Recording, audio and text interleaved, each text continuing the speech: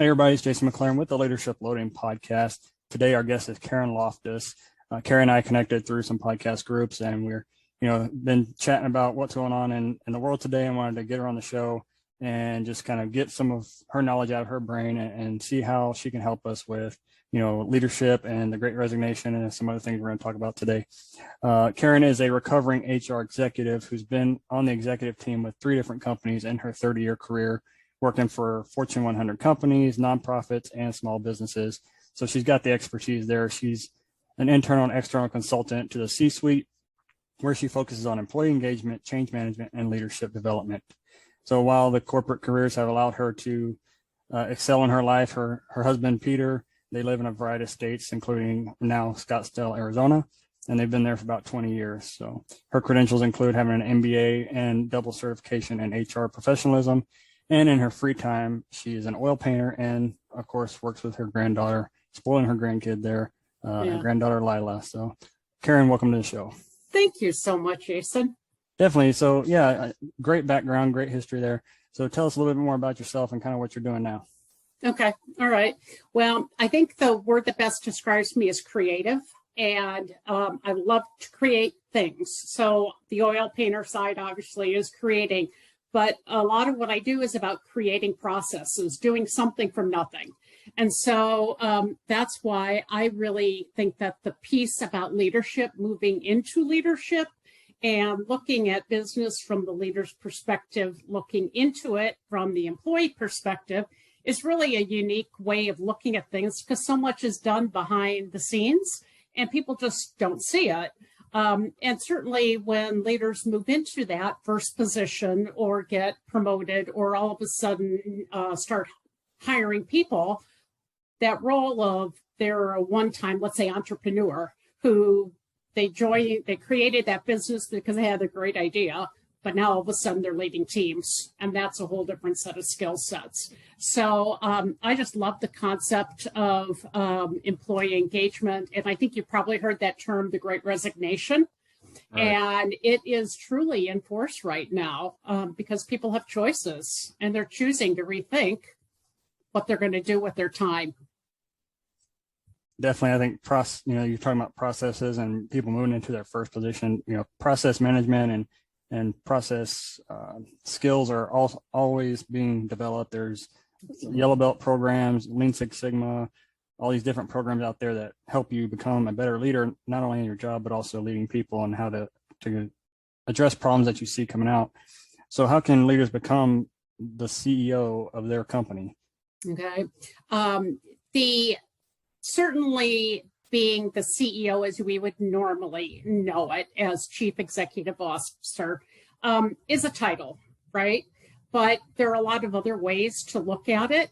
And I think that one of those is looking through the lens of creativity and execution and being an engagement officer. So engagement is a term that I have found, it's sort of an HR term sometimes, and people are like, what is even employee engagement? And it's that concept of the employees being fulfilled where they are, doing what they love to do, being able to do it daily, being respected for their work, and wanting to continue to do what they're doing. And unfortunately, the data out these days by big organizations that measure this stuff is that people are not engaged in the workforce. And I'm not just talking frontline employees. There's a whole slew of management employees that are disengaged. And so it's causing a problem in business, and it's affecting the bottom line. Yeah, I mean, I've seen that also. You have the new employees, which are usually engaged because they want, they're new and they want to learn what's going on. And then you have the 20-year, 30-year people that have been there forever. And then there you kind of have another sub-split of, okay, they've been there forever, so they really want to see this company succeed because they've been with that company. And then you have the other ones that are like, I'm just basically retired on duty. And so, is that what we're looking at, this Great Resignation, why people are moving on? People are moving on because they have a choice. And so you certainly have people that are resigning because of retirement and that kind of thing. But really, it's kind of like the table is turned a little bit and people realize that they have a choice in what they're going to do with their time, because so many of us are working remotely. They were told for years, oh, no, you can't work from home. You can't do that. Oh, no. I need to see your eyeballs. Well, why do they need to do that? It's a command and control thing. And so now so many people are able to work remotely. Now, granted, if you work for a hospital, you need staff on site. If you work at a hotel, you need somebody to change the beds. But so many of us can do what we do remotely. And so people are starting to stand up and say, I would like a little bit more work-life balance. And so this is what I'm going to do, or this is what I'd like to do. And can you do that? And so from a recruiting perspective, somebody that's looking for work, they have kind of a new opportunity available to them, because it really is a two-way street. That interview is really a two-way street. It used to be kind of thought of, I think, as HR's driving the process and the candidate's just there for the interview, but it really is the question of, is it a fit for our culture? Are you a fit? And do I think I'm a fit for your company? Yeah. Where we're at. So yeah, not only do people have a chance to go to a different company or pick a company they want to go to that maybe offers that remote work option, but now we're seeing these people that they're launching successful TikTok careers or YouTube careers using that knowledge they've learned over those past 15, 20 years, right, and putting it out there and basically building their own business right, virtually or whatever. Yeah. There's an interesting article that I just read this week that I would not have guessed the answer to. And the question was, why do so many people really not want to go back to work, meaning in the office? And the answer was because they've got a second gig. And they're able to balance what they're doing in their work because they're doing it remotely, and they're able to build in that second thing, whether it's, part-time or full-time, whether it's whatever, it's writing a book or whatever it is. And it's something that's just not being talked about too much. Yeah, I think I might have read the similar article about, some of these people started second gigs during the coronavirus, which at the time of this recording, we're in year 2.5 of the coronavirus. Oh, don't even say that. Yeah. Don't even say that. So, they were like, oh, I'm working remote, and maybe they got a pay cut, or maybe they, something happened. So they started that side hustle, as we used to call it, door dashing or whatever. And maybe they made their own DoorDash company or whatever they're doing. Absolutely. But they started that, and they're like, hey, I can make more money and work for myself, or I can do my hobby. A lot of people got into hobbies when coronavirus started because they had a little bit more free time. And now they're like, oh, I make more money selling signs, or I make money knitting whatever I knit than I was at my company. So, and they've moved into that. Right. And sometimes it's staying with that full-time thing because of benefits, right?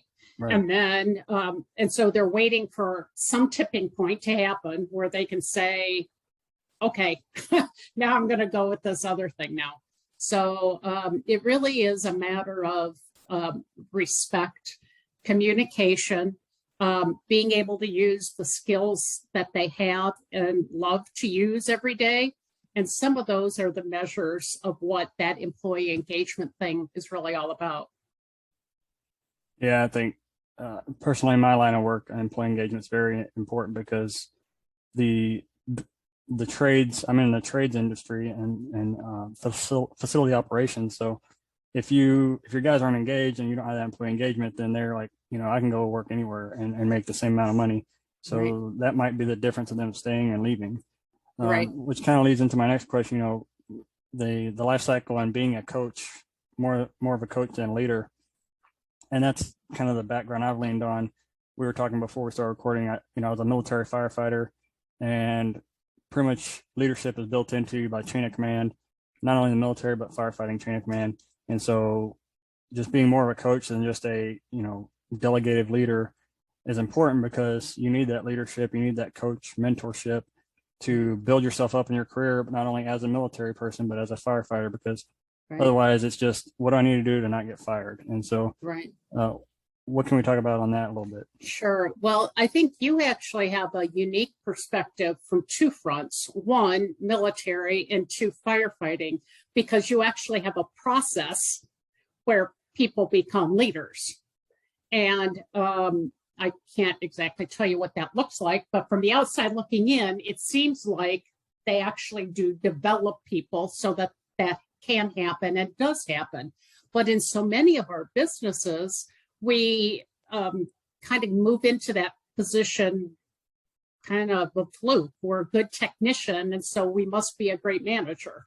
And of course, that's not always the case. And so it's kind of, I think oftentimes of it from that perspective, that entrepreneur who creates a business because they love doing X. And all of a sudden, they've gotten so successful, they go, okay, well, now I have to hire a virtual assistant. And then they do that. And then all of a sudden, it's like, oh, I guess I need a marketing person.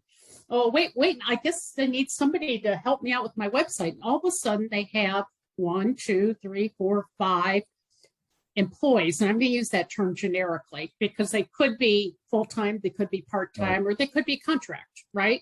But they still work for that individual. And now all of a sudden, that CEO, entrepreneur, whatever you want to call them, now has to lead people. And those are very different skill sets because it involves engaging with the employee. And it's not about, I'm the boss, you do it. It's about how do we get it to work based on the skills and abilities we both bring to the table. And it's situational. And that's something that I think is a really easy concept to understand, but a lot more difficult to implement because it's the role of the leader to really match where the person is on a task level and lead them at the level they need to be. So, you think about riding a bike. The first time the child gets on the bike, they don't know anything about riding a bike. And so the parents, they're holding the seat and making sure they go, and they're giving them kind of handlebar directions and pedal directions. And then as they start to get better with it, they're off kind of in the shadows. And next thing you know, the kid's driving, riding around the cul-de-sac in the neighborhood, right? Right. And so on a task level, that leader needs to lead the person at different places on where they are in that task. And so, the guy that the manager can just over their shoulder say, hey, can you run that blah, blah, blah, blah report for me? And they'll know it gets done. And they can do that because on that kind of task, that person has the background, skill, knowledge, competency. Whereas if they hand it to somebody else, they're like, spreadsheet, Excel, how's that work, right? Right. Yeah, and in the fire service, we call it learn one, do one, teach one. And so you learn, you'll go sit in a class, like say it's, for simple terms, how to use an axe, right? It's you sit in a class and you learn it from the book. Then you watch, a PowerPoint or whatever. You go out in the field and you swing the axe and you do it. Then you teach it to somebody else in your class, like this is how you do it. And then you have an instructor there that's kind of critiquing you. And once you've done those 3 phases, you usually are pretty much an SME, subject matter expert at it. Yep. Especially once you get out in the field and you're actually doing it every other day or every day, depending on how busy your fire department is. But that's just a real quick, action item. Right. And, there's from my world, there's actually terminology around that. And so, but you think about it, what that person who's able to teach the next person how to do it, that is the highest level of competency that somebody can have. And so you go from knowing, like, where do I find that thing, to how do I do it, to how do I think through the consequences of that thing and the implications, higher level analyzing kind of thing. And the highest level of learning is being able to teach someone. So makes perfect sense. And it's almost like succession planning, building up your team. Everybody's got into this, I want to keep everything to myself because that's what's keeping me from getting fired or getting laid off. And so they think that's what they have to do. And in reality, they're just hurting the whole team because they're not.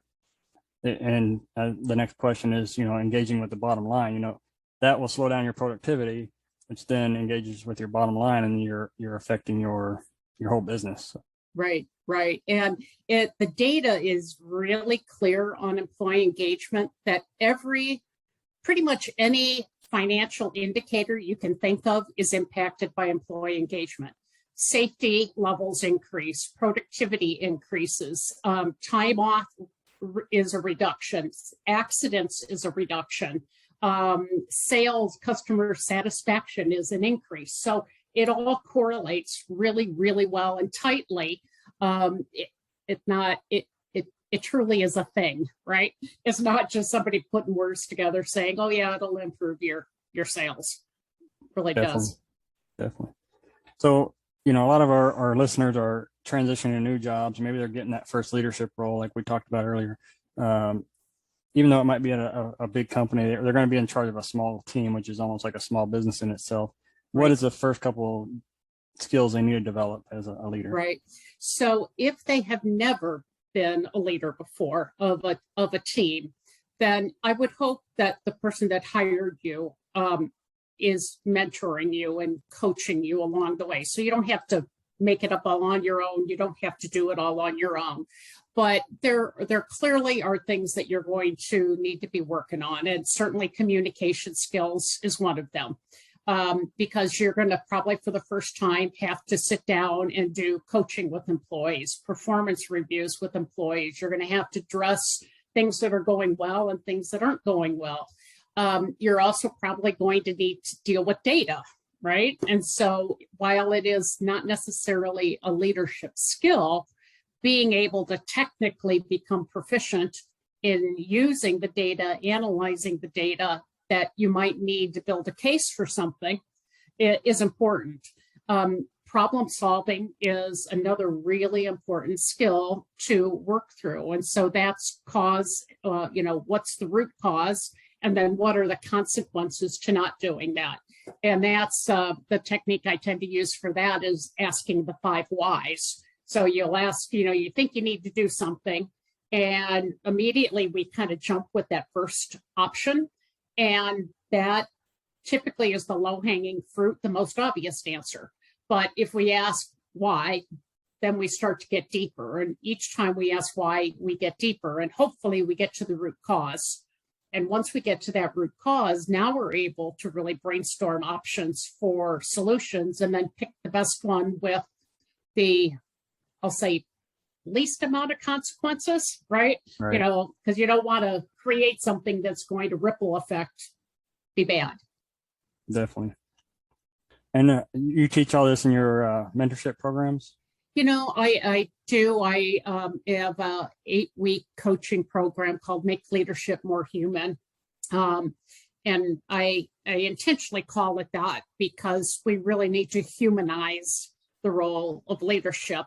It's not about being the boss anymore. It's really about connecting with our employees. And I just find that we call it the employee life cycle. From the moment you're looking to recruit somebody, and then you hire them, and then you need to develop them, and then you need to coach them, and then you need to make them what I call a star, give them the skills and the coaching. But at some point, they're going to leave. Right.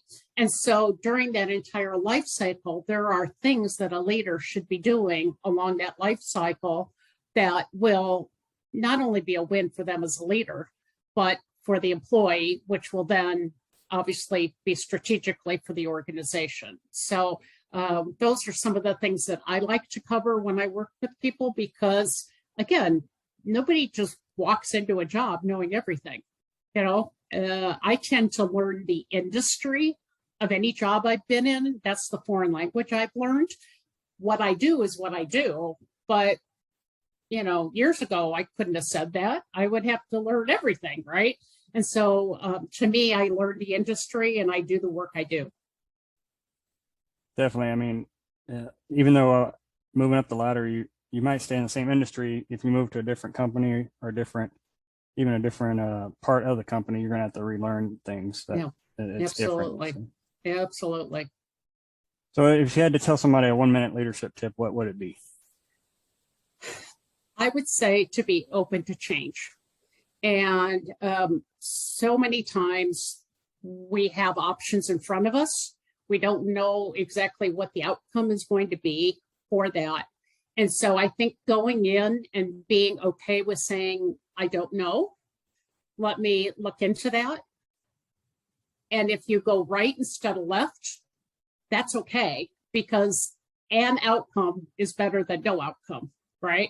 And if we can make that happen in what I would call a learning organization, one that promotes learning, promotes taking risks, promotes and is okay with failure, then that's the kind of place I want to be, right? That's the kind of company that I want to be leading. That's the kind of company I would want to be working for. And so being open and receptive and authentic with how that all works is, to me, one of the most important things a leader can do. Definitely, I think authentic leadership, that could be a whole nother episode, is just on authentic leadership. So definitely. All right, so how can we find you?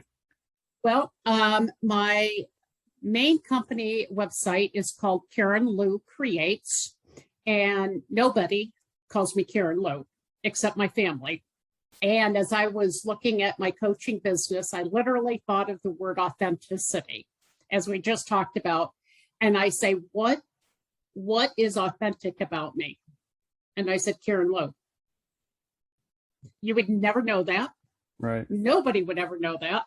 But to me, that was like my grounding thing about how I stayed true to who I am. So Karen Lou Creates is, again, the creation part is all about what I do.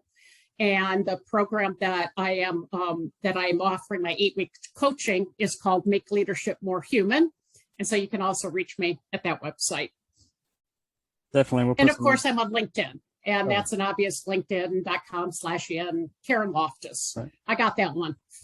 There you go. We'll put that in the link too. Yeah. And we'll put the link to the website and the some freebies there on her Make Leadership More Human website, and a link to her video overview.